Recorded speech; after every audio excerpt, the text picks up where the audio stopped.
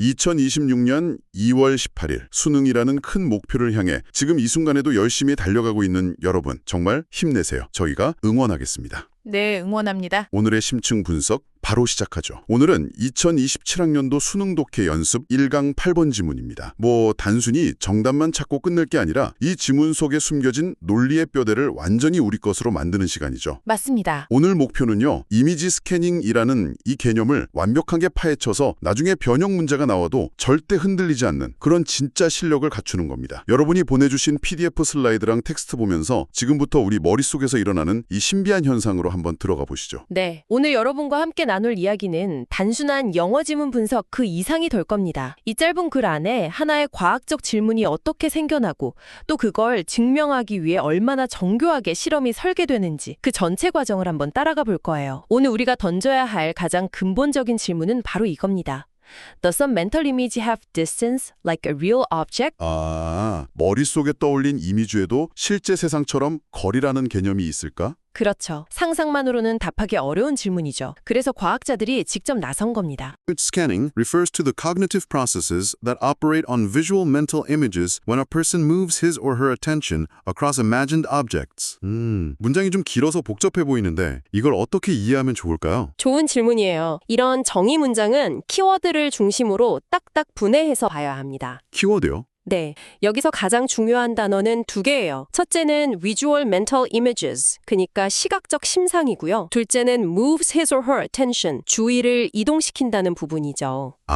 슬라이드에 나온 사과 그림처럼 눈앞에 사과를 보는 건 실제 시각, 그러니까 real vision이지만 눈을 감고 방금 본 그 빨간 사과를 머릿속에 그리는 게 바로 mental image, 시각적 심상이에요. 이미지 스캐닝은 바로 그 머릿속 사과의 꼭지에서부터 아래쪽까지 의식적으로 시선을 훑어내리는 것 같은 그런 정신활동을 말하는 거죠.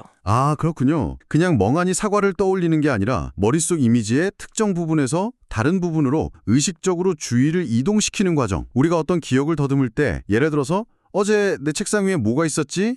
하고 머릿속으로 책상 왼쪽부터 오른쪽까지 쭉 훑어보는 그런 느낌이랑 비슷한 걸까? 바로 그겁니다. 아주 정확한 예시예요. 그게 바로 이미지 스캐닝의 일상적인 형태죠. 이 지문이 흥미로운 건 우리가 무의식적으로 하던 그 행위가 단순한 느낌이 아니라 측정 가능한 커그니티브 프로세스, 인지 과정이라는 점을 파고들기 때문입니다. 그렇군요. 그러니까 이 지문은 물리적인 세상이 아니라 오직 그 머릿속 세상에 대한 이야기라는 걸 첫 문장에서부터 딱 선언하고 시작하는 거예요. 이 범위를 놓치면 글 전체가 헷갈리게 됩니다. 알겠습니다. 머릿속 이미지에 거리가 있는지를 보겠다. 와, 정말 대담한 가설인데요. 이걸 어떻게 증명할 수 있을지 상상이 안 가는데 실험은 어떻게 설계된 건가요? 지문에서는 실험의 목적을 이렇게 밝히고 있네요. To investigate the spatial properties of images. 여기서 spatial properties라는 표현이 나오는데 이게 굉장히 학술적으로 들려요. 구체적으로 뭘 의미하는 거죠? 네, spatial properties, 우리말로는 공간적 속성이죠. 이 말은 크기, 형태, 위치, 그리고 이 실험에서 가장 중요한 거리와 같은 공간과 관련된 모든 특성을 포함하는 개념입니다. 아하. 쉽게 말해서 머릿속 그림에도 가로, 세로, 높이, 거리 같은 게 진짜로 있나? 이걸 알아보겠다는 거죠. 이 추상적인 질문을 검증하기 위해서 연구자들이 아주 영리한 방법을 썼습니다. 영리한 방법이라니 더 궁금해지는데요. 실험 과정을 한번 따라가 보죠. 첫 번째 단계가 암기, memorization이네요. 참가자들은 memorize drawings of elongated objects, such as a tower, 탑처럼 길쭉한 물체의 그림을 외워야 했어요. 잠깐만요. 왜 하필 elongated? 길쭉한 물체였을까요? 그냥 동그란 시계나 네모난 건물 그림을 외우게 할 수도 있었을 텐데요. 여기에 뭔가 의도가 있을 것 같아요. 와, 예리한 지적입니다. 바로 거기에 이 실험 설계의 핵심 의도가 담겨 있죠. 정말요? 네.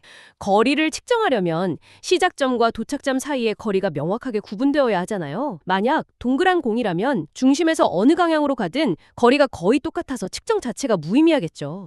그렇죠. 하지만 위아래로 길쭉한 탑은 맨 아래에서 중간 창문까지의 거리랑 맨 아래에서 꼭대기 깃발까지의 거리가 명확하게 다르잖아요. 네네. 이렇게 거리의 차이를 인위적으로 만들어내기 위해서 일부러 elongated object를 선택한 겁니다. 실험 설계의 모든 요소에는 다 그럴 만한 이유가 있는 거죠. 와, 정말 치밀하네요. 단어 하나하나에 다 의도가 숨어 있군요. 그럼 그림을 외운 다음에는 뭘 했나요? 두 번째 단계가 visualization and focus, 마음속에 그리고 집중하기. 참가자들은 visualize one of the objects and to focus at one of its ends. 외웠던 탑을 머릿속에 떠올리고 그 탑의 맨 아래쪽 끝에 의식의 초점을 맞추라는 지시를 받았군요. 출발선을 정해주는 거네요. 맞습니다. 모든 참가자가 동일한 출발선, 예를 들어 탑의 맨 아래에서 스캔을 시작하게끔 통제하는 단계죠.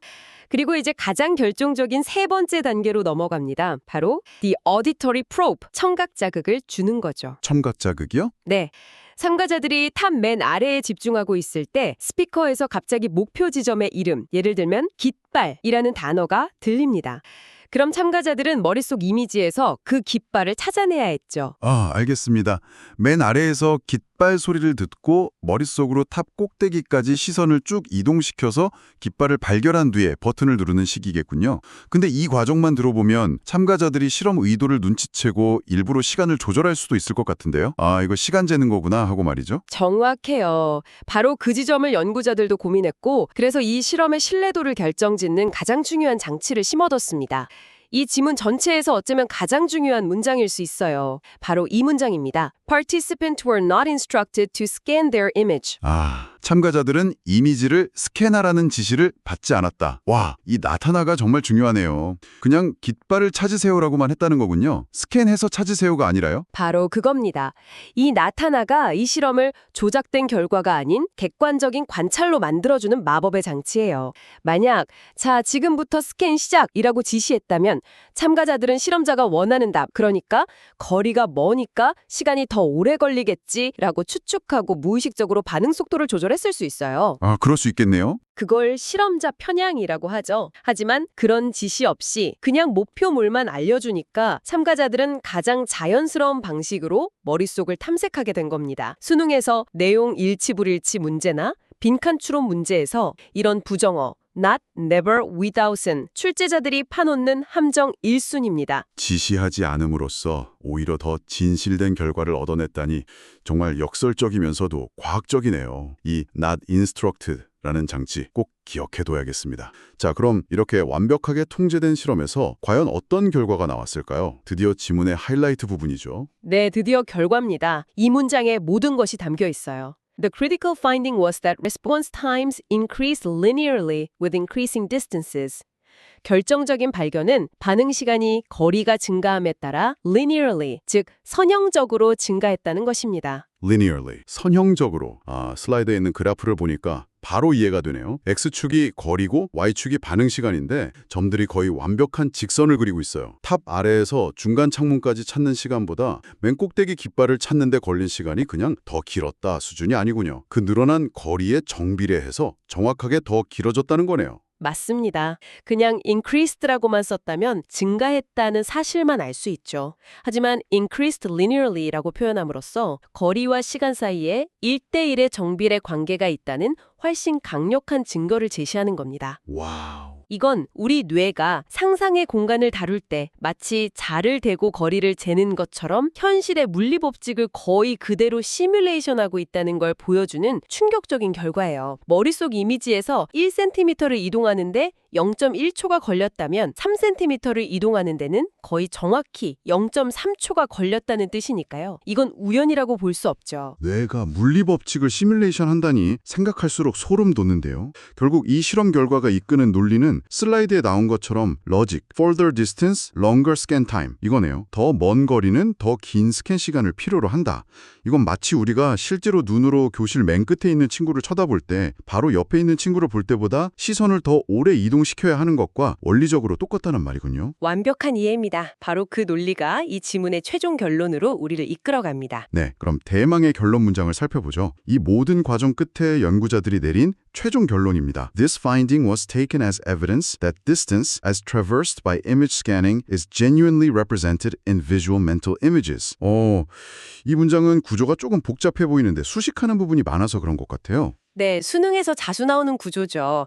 근데 핵심 뼈대는 This finding was taken as evidence that입니다. 이 발견은 이러한 증거로 받아들여졌다라는 의미인데 이건 그냥 통문장으로 외워두면 아주 유용한 표현이에요. 아, be taken as evidence that. 를 통해 가로질러질 때의 그 거리라고 부드럽게 연결해서 해석하면 됩니다. 그럼 전체를 합쳐보면 이 발견은 이미지 스캐닝을 통해 이동하는 그 거리가 우리의 시각적 심상, 즉 머릿속 이미지에 genuinely, 정말로, 진짜로 표현된다는 증거로 받아들여졌다는 뜻이 되는 거군요. 정확합니다. 이 지문의 최종 메시지를 한 단어로 요약하면 슬라이드에 있는 것처럼 mental distance is real 이죠. 정신적 거리는 실제 한다는 것. 우리 뇌와 마음이 상상된 공간을 마치 물리적 공간과 동일한 규칙으로 다룬다는 놀라운 사실을 과학적으로 증명해낸 겁니다. 정말 흥미로운 결론입니다. 하나의 가설을 증명하기 위해 이렇게 치밀한 과정을 거친다는 게 너무 인상 깊네요. 그럼 마지막으로 이 지문의 논리적 흐름을 완성했던 핵심 어휘들을 다시 한번 짚어주시겠어요? 이 단어들이 어떻게 연결되어서 전체 이야기를 만들었는지 정리하면 완벽할 것 같습니다. 좋습니다. 이 지문의 논리를 떠받치는 4개의 기둥 같은 단어들이 있었죠. 첫째, elongated, 길쭉한. 이건 실험의 재료를 규정했죠. 왜 이 재료를 썼는가? 거리 차이를 만들기 위해서. 네. 둘째, traverse, 가로지르다. 실험에서 측정한 행위입니다. 머릿속 거리를 이동하는 행위죠. 그렇죠. 셋째, linearly, 선형적으로 실험의 핵심 결과를 보여주는 가장 중요한 부사였고요. 거리와 시간이 정비례 관계에 있다는 것. 마지막으로 spatial properties, 공간적 속성. 이게 바로 이 실험이 증명하고자 했던 최종 주제였습니다. 와, 이렇게 보니 연결이 확실하네요. 길쭉한 물체를 마음속으로 가로지르는 시간을 재봤더니 거리에 따라 선형적으로 늘어났고 이를 통해 머릿속 이미지에도 공간적 속성이 존재한다는 걸 증명한 거군요. 이 4단어만 알아도 지문 전체의 구조가 한눈에 들어오네요. 맞습니다. 수능 영어 지문, 특히 과학 실험 지문은 이런 식으로 핵심 키워드들이 논리의 체인을 형성하는 경우가 많아요. 이 연결고리를 파악하는 훈련을 하는 것이 바로 독해력의 핵심이죠. 오늘 이미지 스캐닝 지문을 통해서 하나의 과학적 질문이 어떻게 논리적인 실험으로 증명되는지 그 과정을 정말 생생하게 엿볼 수 있었습니다. 이렇게 글의 구조, 즉 뼈대를 보는 눈을 기르면 앞으로 어떤 낯선 주제의 지문을 만나도 당황하지 않고